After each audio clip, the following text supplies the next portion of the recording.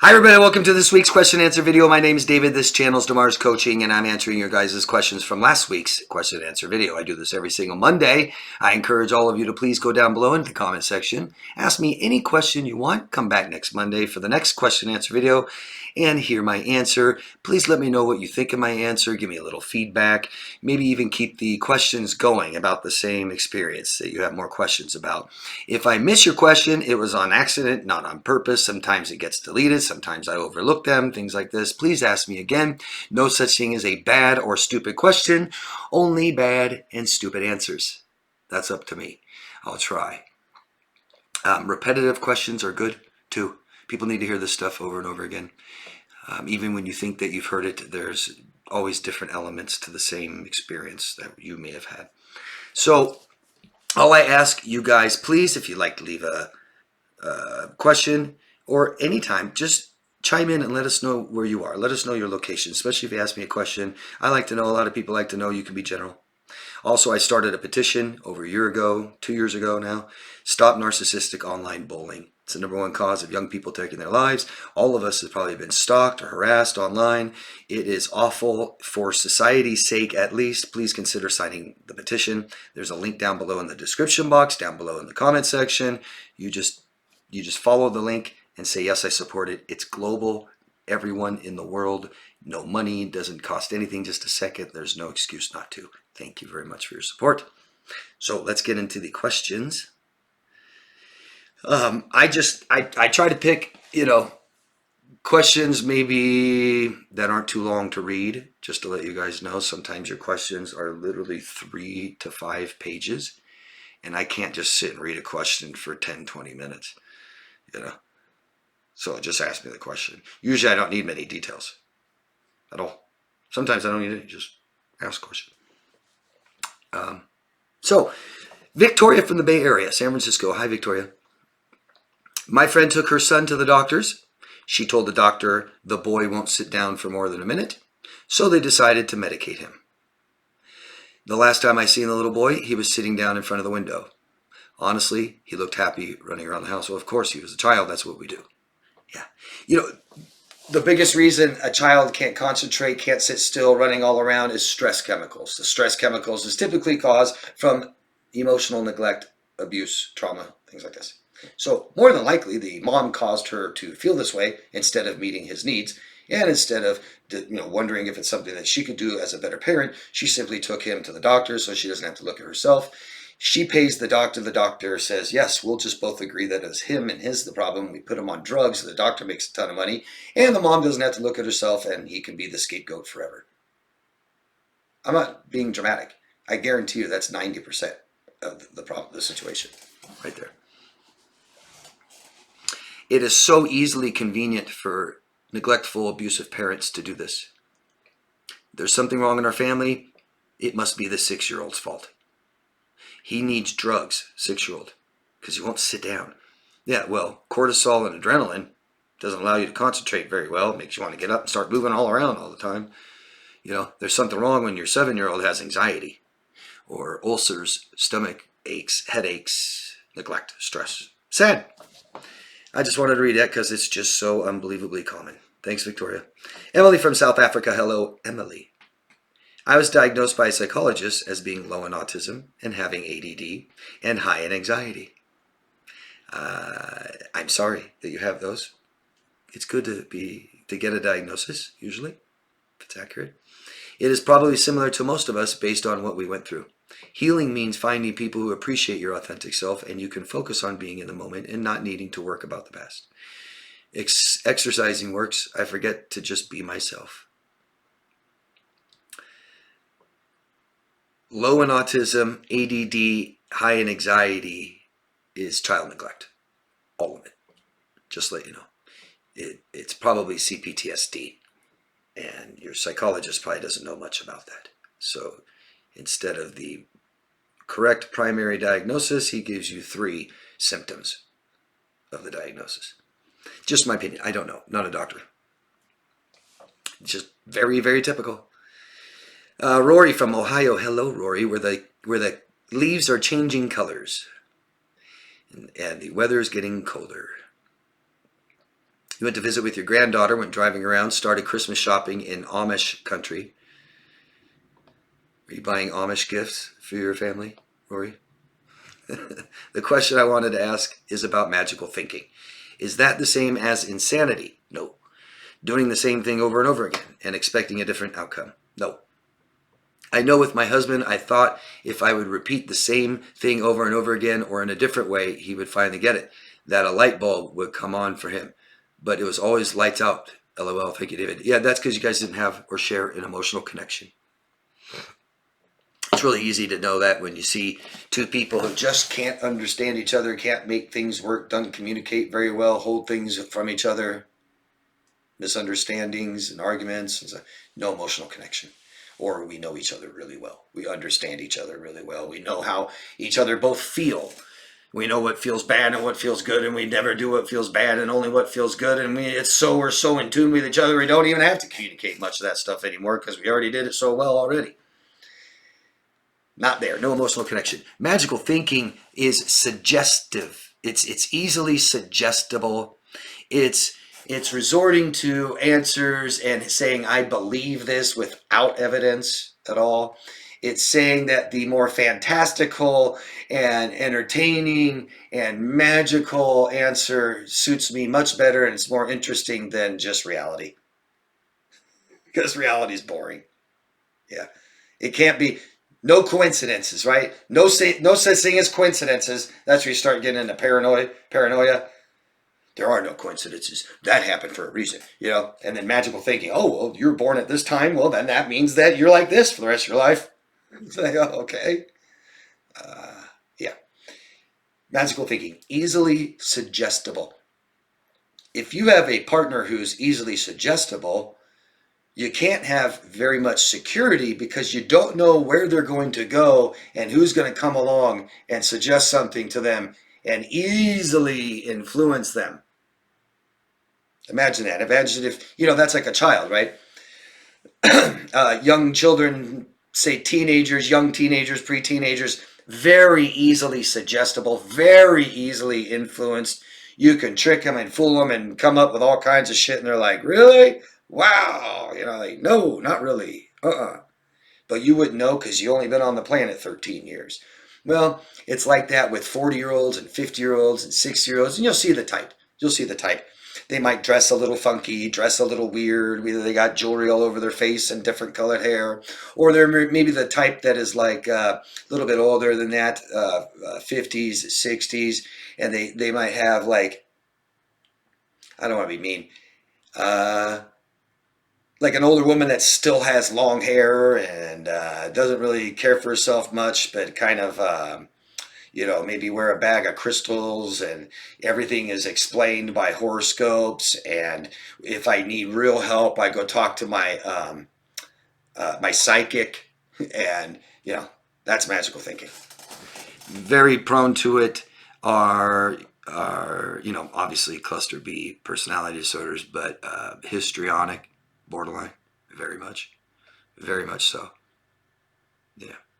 Thanks, Rory. Hope that helps. Let me know. And I don't know if it's Jill, JIL 4091 from Penrose, Colorado. Hello. My mom just hoovers me after a year. So crazy this voicemail was. I wish I saved it so you could play it and discuss it. I love your idea about playing toxic recordings. How do we send you these recordings? You can send me something on my website, daviddemars.com. The link is everywhere, down in the comment section, down in the description box, daviddemars.com. You can send me stuff like that if you want. Don't always expect that I will use it or anything. I get weary. I got to be careful. But yeah, you can always send it to me and I'll decide what I want to do with it. And I may not need to listen to the voicemail to help you. If you have some question about it, you can just kind of tell me what she said. But yeah, thanks. Looks like you don't really have a question. Rob from Australia. Hi, Rob.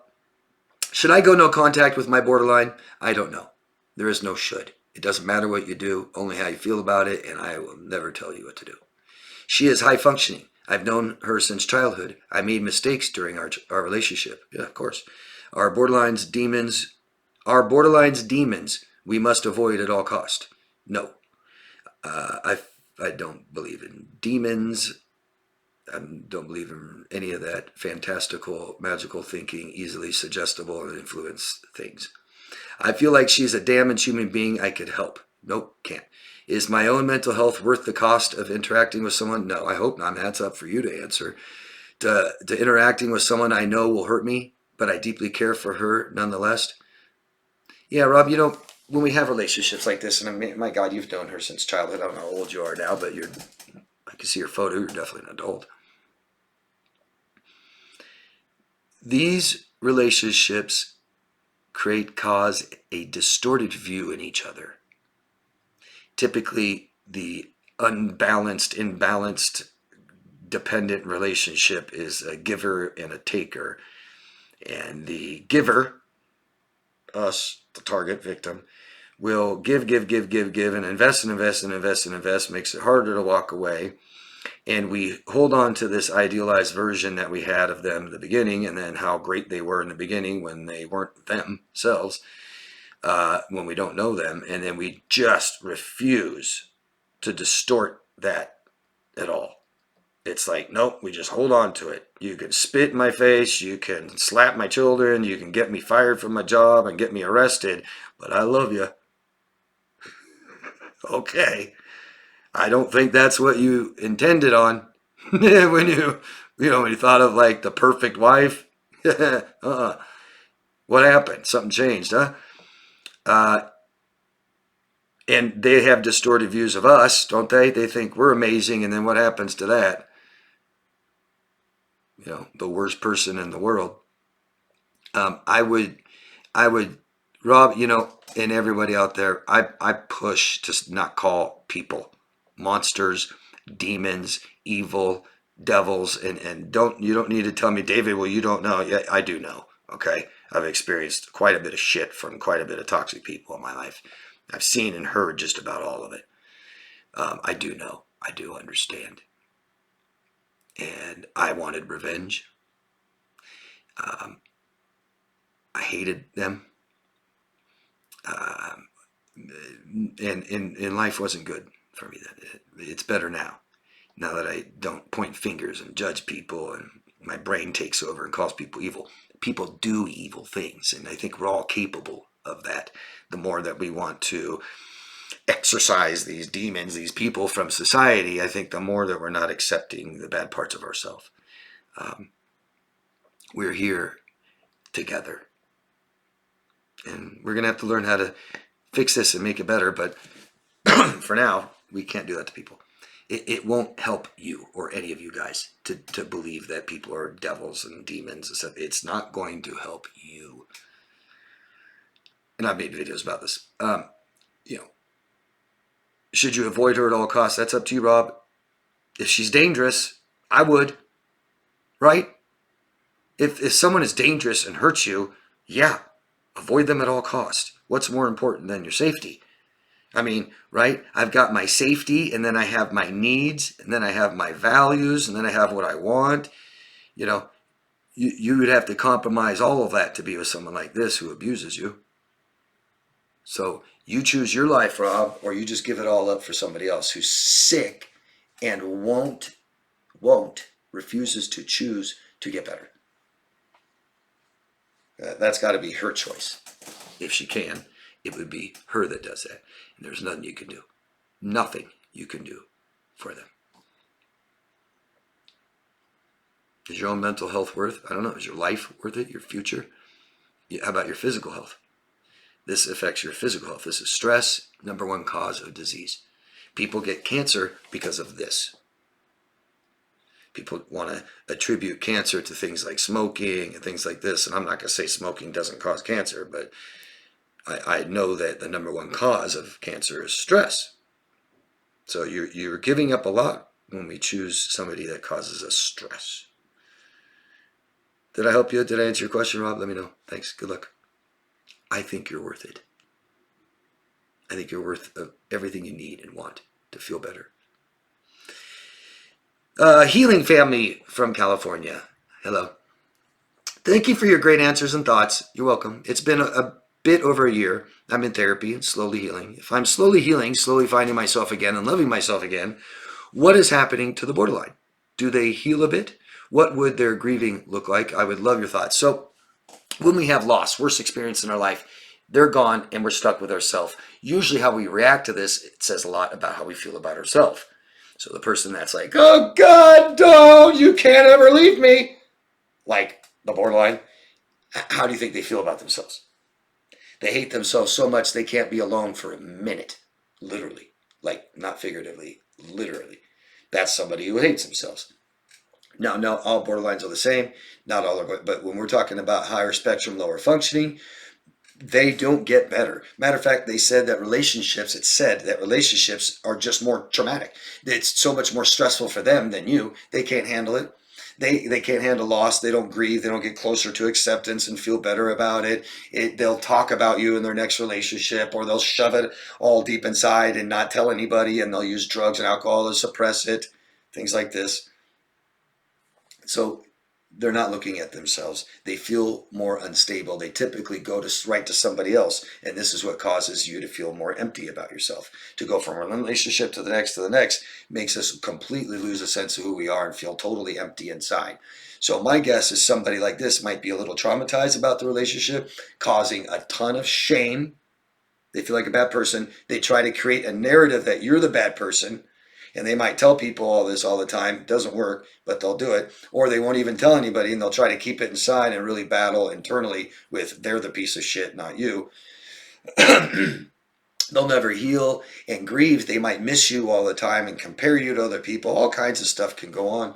But this makes them worse and worse and worse. This would make you worse if you just kept doing this, right? And not having some time in between relationships to heal, grieve, to understand things like this, and to really gather ourselves and have some more self-awareness again.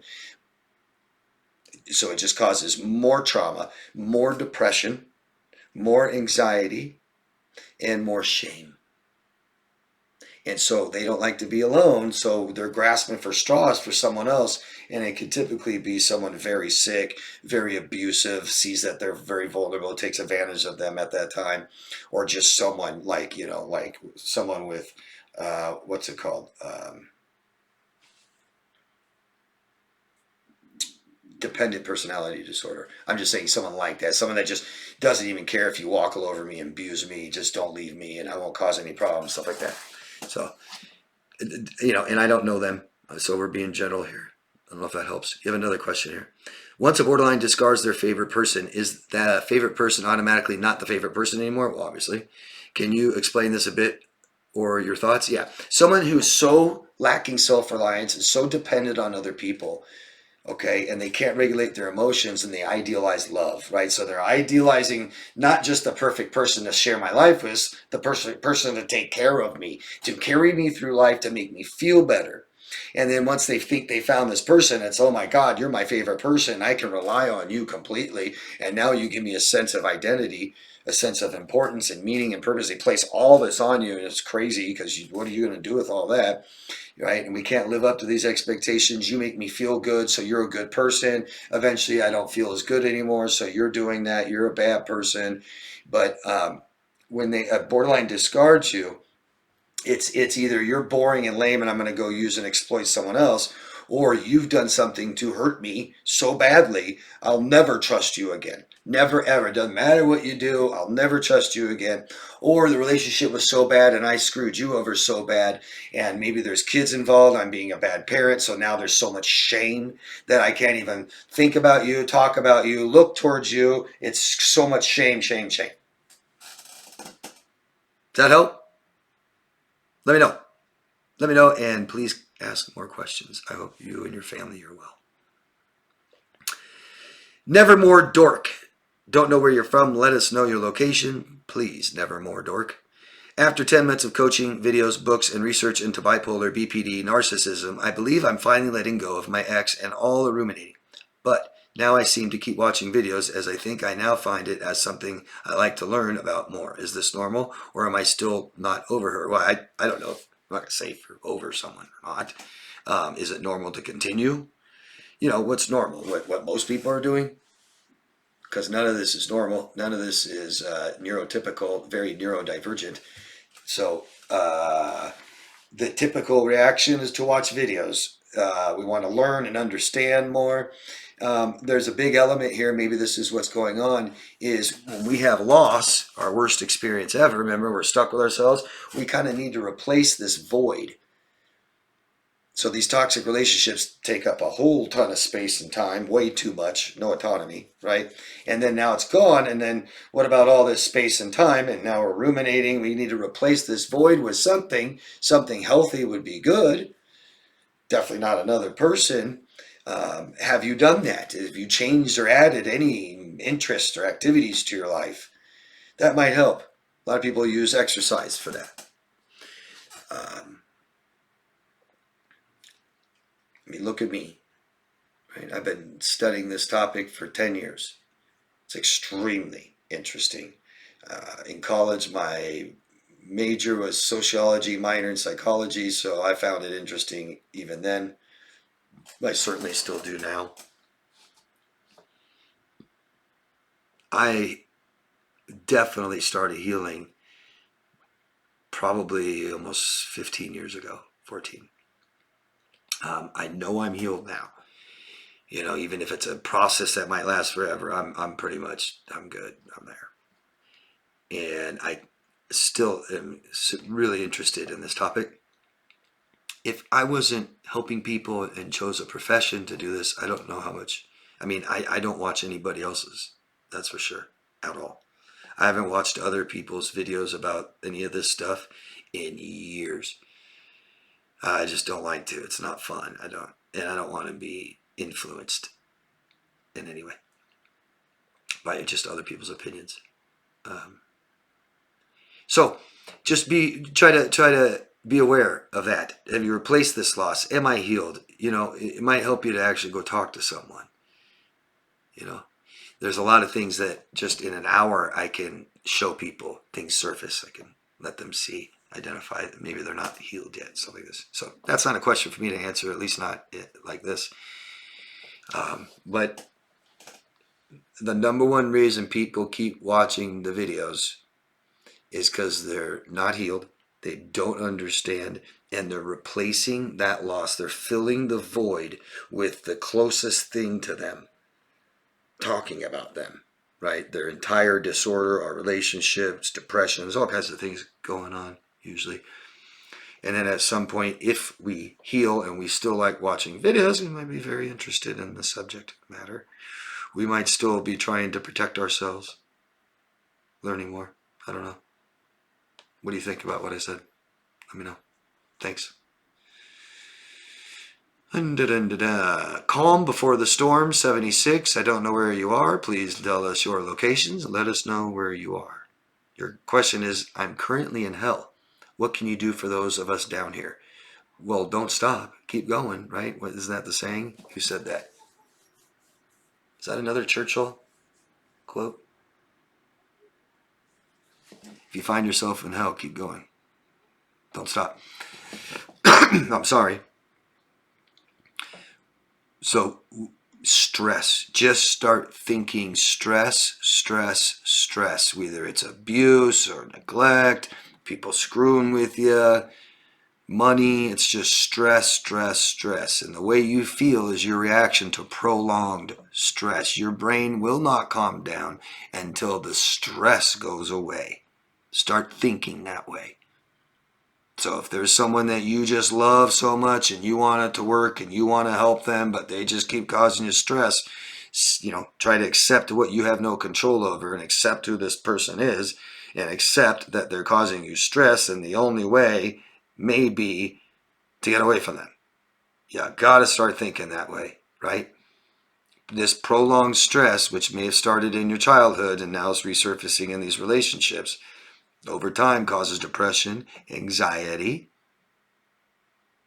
causes headaches and stomach aches, causes other mental illness and disorders.